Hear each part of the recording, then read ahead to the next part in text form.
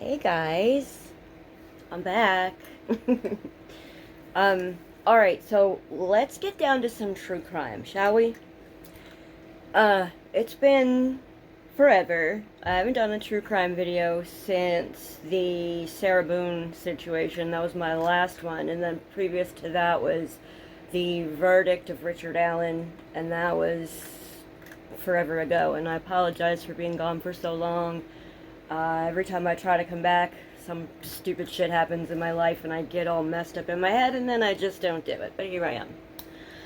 I have a lot of things to tell you guys, personally wise, like a lot of shit that's been going down in my life. But maybe I'll make another video because I don't really feel like going into that right now. What I want to talk about today,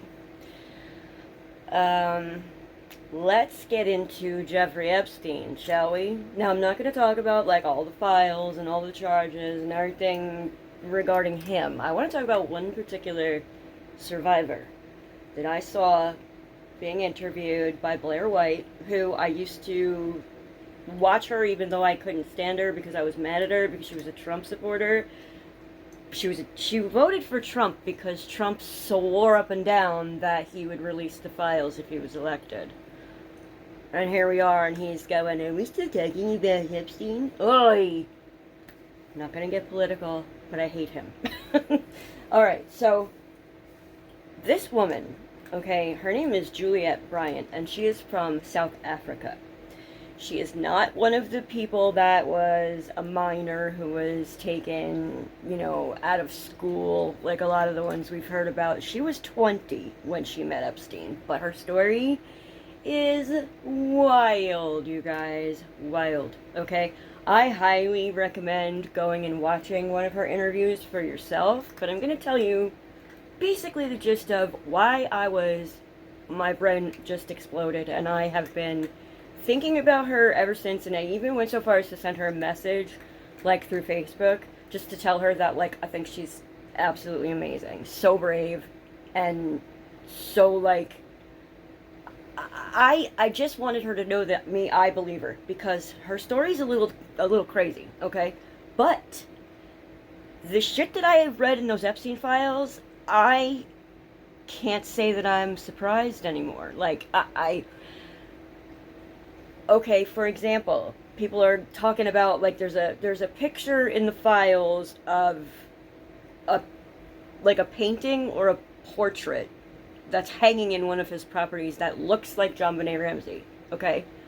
So people are saying that Epstein had something to do with JonBenet Ramsey. No, he didn't. Okay, no, he didn't. That's just stupid. That little girl is blonde and beautiful and looks a little bit like JonBenet, but it's not her, okay? And, like, she has nothing to do with Epstein, so I don't know why people are making that connection. But Madeleine McCann, on the other hand, I'm not so sure, because there's a composite sketch that I will show you guys that, now tell me, does not look exactly like trafficker extraordinaire Ghislaine Maxwell, okay? That woman is a psychopath. Okay, let's talk about Juliette. So Juliette was in Cape Town, South Africa, and she was 20 years old, and she was out to drinks and dinner with some friends, and she was approached by someone who, I don't know if she was a model or what, but, let me see what it says. It just says a girl. And she said her name, like, in the interview, but I don't remember what it was. Anyway, so this girl approached her and said that, she should come and be introduced to the King of America, is what she called Epstein, which, it kind of makes sense, because back then, like, this was 23 years ago,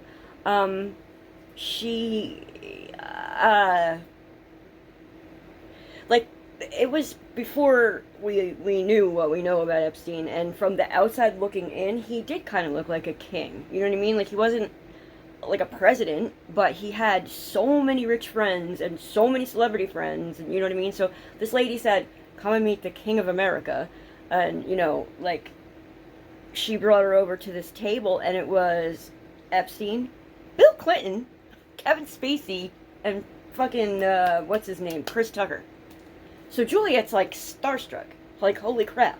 Like, look at this table. It's like all famous people and like super famous people. A former president, like, standing right there. And she said that like she shook his hand, Bill Clinton. She shook his hand and like he like held her hand for like 2 minutes. He was like talking to other people and he just holding her hand. She's just like standing there like, what the fuck is going on here? But anyway, you know, apparently they were all very pleasant. And, you know, Epstein told her that, you know, she was beautiful, and she was beautiful. Like, I mean, look, these are some photos that I found of her in her modeling days.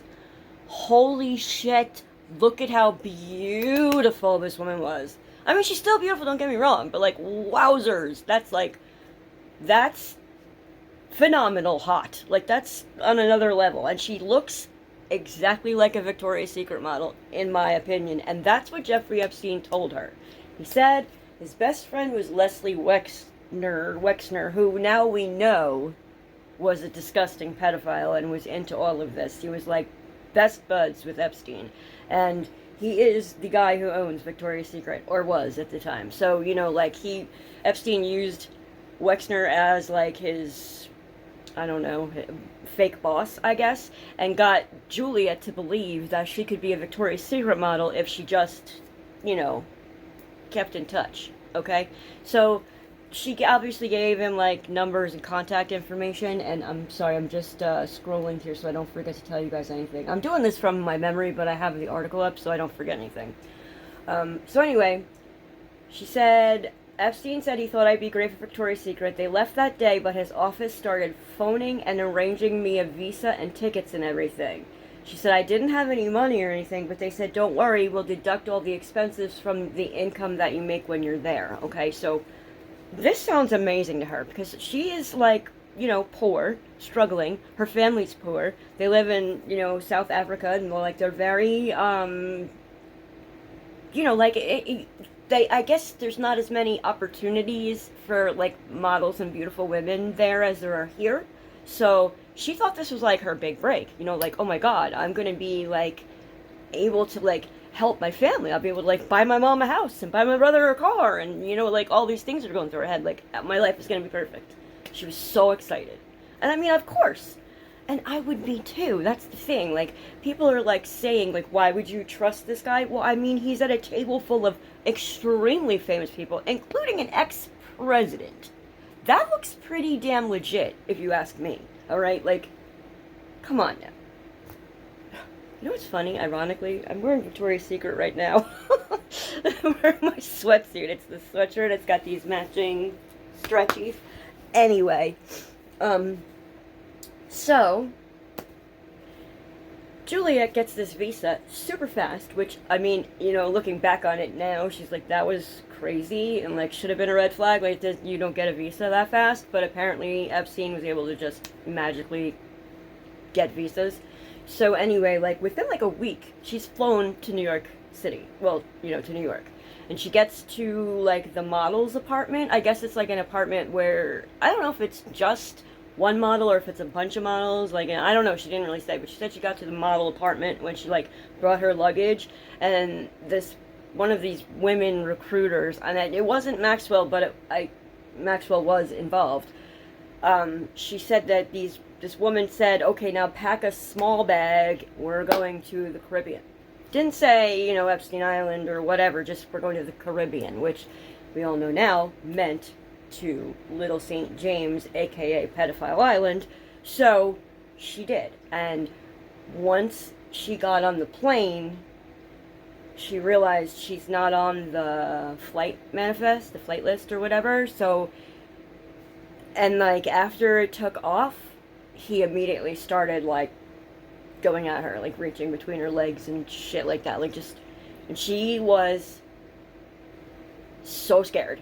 And she said the women that were like on the plane, they were laughing at her fear. Like, she was so afraid, and they thought it was funny. And she realized, I'm not even on the manifest. Like, if I disappear, no one is gonna know where I am. No one's gonna know what happened to me. I'm just gonna be gone. So she was absolutely terrified, and I mean, she should have been. I can only imagine how scary that must have been.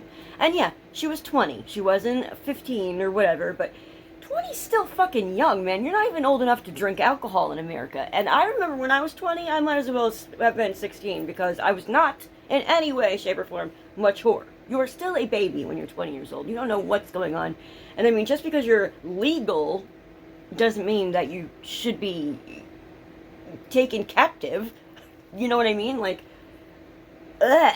So anyway, she gets to the island, and it's just a nightmare from then on. Like, they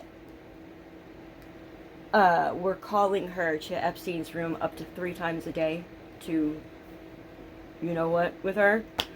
And she said that it was always pitch dark and freezing cold in his bedroom. I'm gonna get to why I think that is, and you're gonna think I'm crazy because I thought she was crazy, but I'm telling you something.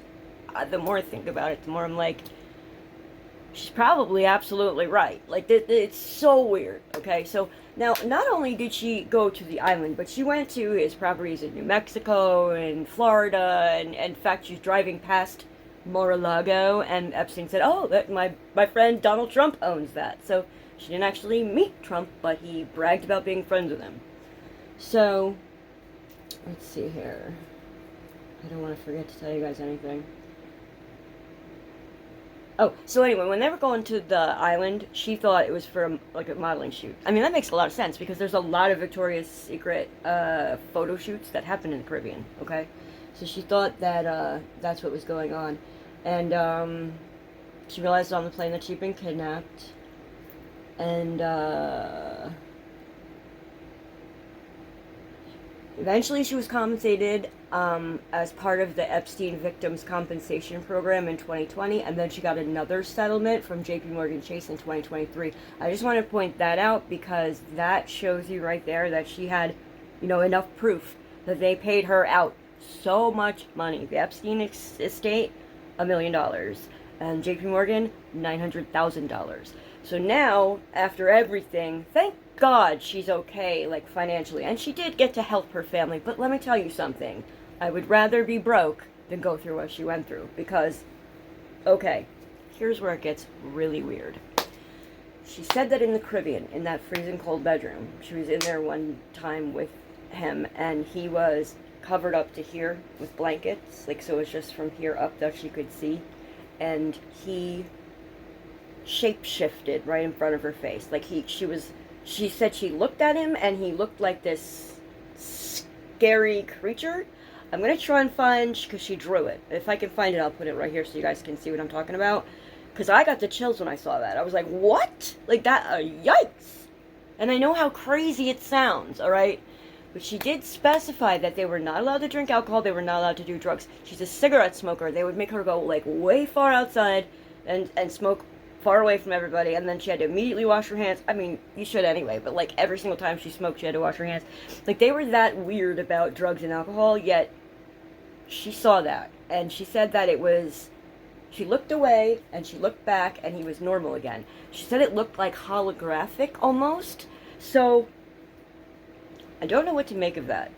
I don't want to, like, straight up think that Epstein was, like, a reptile alien or something, but I also don't know what that could have been. Like, maybe, okay, maybe she wasn't doing drugs, but maybe they were drugging her. Like, maybe they were putting, like, ayahuasca or, like, LSD, like, in her food and drink. I don't know. I mean, she doesn't know. She even says that she can't be 100% sure they weren't drugging her, but she did not voluntarily take any drugs. Now, I've watched this woman tell this story on, like, 4 separate interviews, and she's fucking rock solid. Not a single detail changes. She is, like, she comes across as very credible, but also very damaged. Like, she is very, like, you can see the anxiety. Like, she's, like, chain smoking and all of the, now I don't have any room to talk, I'm a smoker too, but she's, like, chain smoking through these interviews, and, like, she's bursting in tears in the middle of a sentence, and just the trauma is, like, written all over her. So you can look at it as trauma, or you can look at it as crazy, because there's you wouldn't, I mean, I guess it's up to the person that's watching, because to me, I believe her. I fully believe she saw what she said she saw. And I don't know why, I don't know what that was, but, like, we're talking about an island where they were apparently eating babies, they were sacrificing women and children to some demon. They had this fucking weird looking church thing on the island. Like, everybody in the Caribbean calls it Pedophile Island. It's like common knowledge. Like, yeah, if anybody was gonna be a fucking shape-shifting alien or like creature, it makes perfect sense that it would be Epstein. And like, have you guys seen that Black Phone movie? Because that mask, I don't care if Tom Savini says it's supposed to be Lon Chaney or whatever, Lon Chaney was the inspiration. I'm sorry, but that face, that's Epstein all over. Anyway, I mean, that would, great horror idea, you know, let's take the actual face of pure evil and turn it into a character. That's ingenious, really, but they say that's not what it was. I don't believe him. I mean, okay, maybe I do believe him, but like, I feel like somewhere in the back of his head, he had to have that weird smile in his mind to like come up with that. Anyway, I'm trying to think what else I wanted to tell you about her.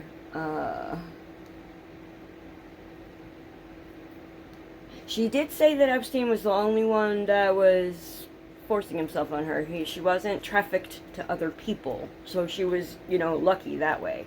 And she, one other thing she said, that when she was in New Mexico at Zorro Ranch, she went outside to smoke a cigarette one night, and her memory goes from being out there smoking to seeing a UFO in the sky. Like, it was triangular shaped, not far from Roswell now.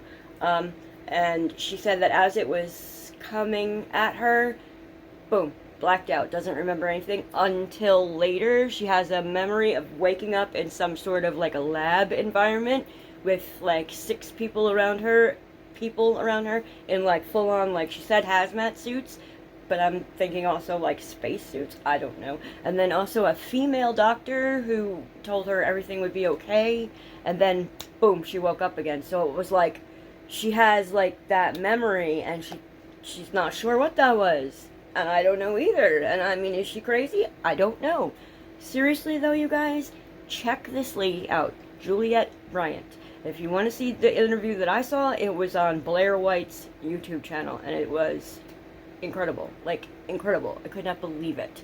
And ever since I watched that, I can't get her out of my head, and I thought, you know what, I need to do a video anyway for my channel, so let me do this. Let me talk about her, because I just wanted to share it with people. It's so bizarre and so scary, and I want to know what you guys think, because my boyfriend's like, oh yeah, it was some good drugs. It's like, granted, it could have been, I mean, like, she even said she doesn't know. They could have been spiking her shit, you know. She doesn't know. There's no way to know, you know. But she didn't voluntarily. She wasn't like, you know, doing bath salts or taking LSD or eating mushrooms or anything, you know. Like, it was, if it was done to her, not done by her. Anyway, she's super, super amazing, super brave to come out and talk about this, especially to say things that people are obviously going to think she's crazy. I don't think she's crazy. I think she saw what she saw. I don't know what it was. But, I mean, do you remember all the drones in the sky? Especially here in New Jersey? Like, that's another thing Trump said he was going to explain. Hello? No, now we're just going to release the files on the aliens so that we stop talking about Epstein. He's something else, you guys. I don't know what, but it's fucking horrible, and I can't believe he's in charge of this country. And if they can arrest a fucking prince in Europe, England, then why the hell can't we impeach this fucking dictator, child molester, rapist that calls himself our president? He's the worst. I'm sorry, freedom of speech. Can't help myself, that's just how I feel. But I wanted to share that story. Juliette Bryant, she's amazing, you guys. Amazing. Also, I have a new laptop, and I want to try out some new stuff, so we're going to see how I can make this video look when I'm doing my editing.